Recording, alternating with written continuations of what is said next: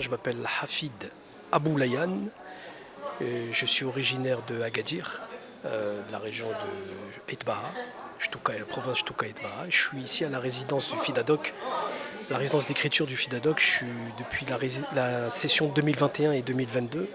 Je suis venu pour travailler sur le projet d'un grand poète soussi autour de la thématique, un grand poète soussi qui a beaucoup immigré fait la hijra en France.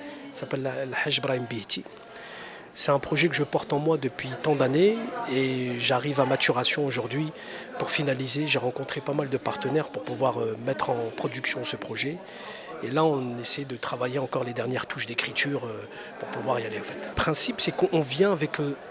on a déjà un projet plus ou moins pas écrit, pas fini à 100%, mais la résidence d'écriture, elle vous aide elle vous pousse sur vos retranchements, elle vous met des doutes, c'est fait exprès, c'est pour essayer de réveiller en nous pourquoi on a envie de le faire. C'est pour ça que la note d'intention est très importante dans un projet artistique, que ce soit un court-métrage, un film documentaire ou là un film long-métrage de fiction.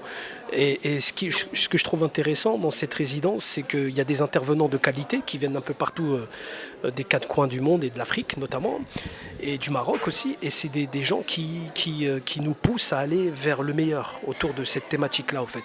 Donc si on est sélectionné, c'est que le projet, quelque part, il intéresse. Donc c'est pour ça que ça nous pousse à nous-mêmes à nous questionner et à nous remettre en question sur le pourquoi vouloir faire.